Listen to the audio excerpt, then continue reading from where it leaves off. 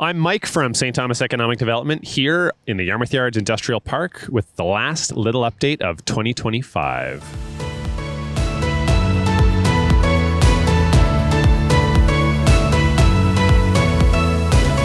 And this year we couldn't find a disco ball and a willing excavator operator or anything else goofy that we could do to bring in the new year. So we thought we'd just do a boring update and talk about the many milestones that were achieved this year, which actually, of course I'm being facetious, are not boring at all.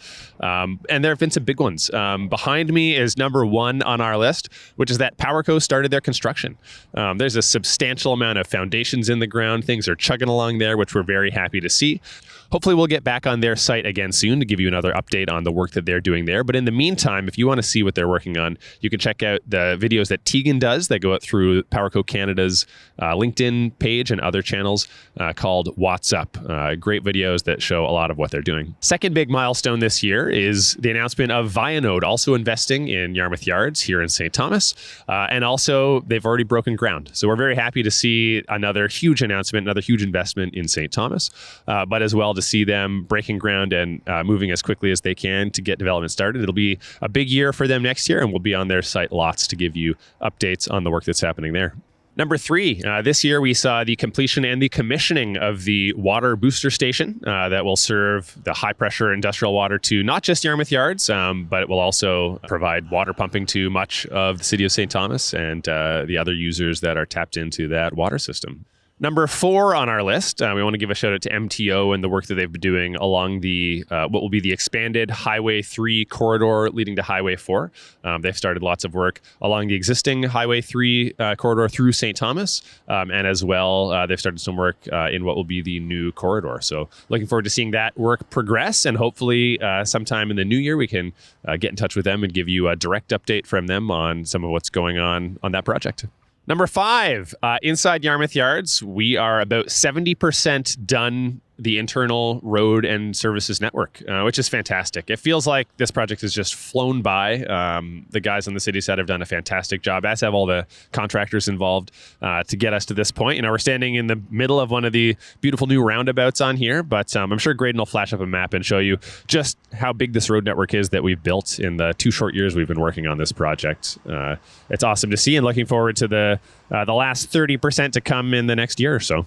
Number six, from a new angle, completion of the stormwater management ponds, including the Uber Pond. The ponds both on the northwest and the southeast of the site are now substantially complete, which is important because as the site's developed, we need to manage the stormwater, and the ponds are now in place in order to do that. Number seven is the completion of the rail spur and bridge. That was a really cool project to get to see unfold, to see that bridge come together and learn some of the technical details of the rail going in.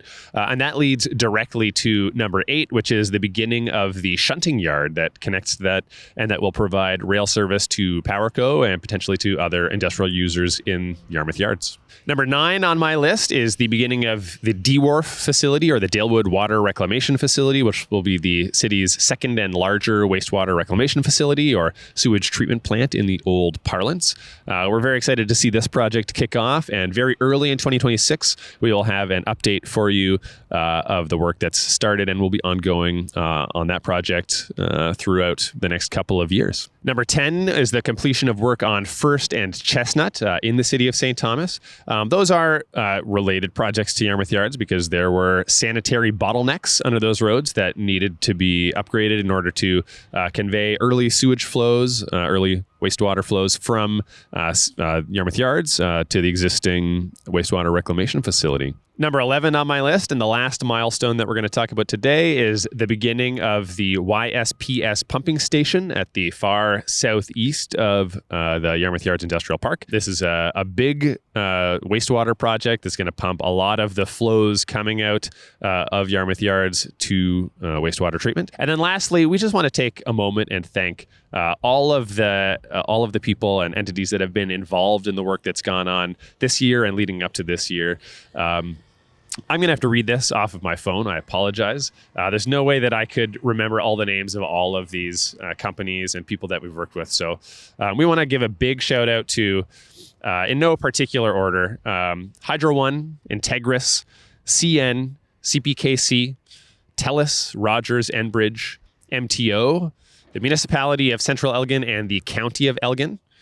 We want to thank KCCA, MECP, MCM, TMHC, so many acronyms, Callan Dietz, Arcadis, RVA, ACOM, JLR, WSP, NAC, JAR, Burnham, BlueCon, Amico, EPTCon, Heyman, L82. We also want to thank PowerCo and McGill. Even though McGill's not working directly with the city, it's been great to get them on site and see them doing work for PowerCo. And lastly, internal to the city, we want to thank City Council, whose empowerment of the team working on this project makes all of these things possible.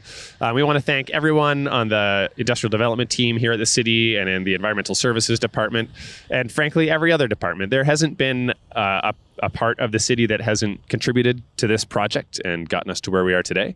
And so thank you all. And lastly, thank all of you. Thank you for watching my goofy videos that we get to put out every week. It's been a real joy to get to do this, and I look forward to carrying it on into 2026 and beyond. So thank you for watching. Please like our videos on YouTube, and don't forget to smash that subscribe button.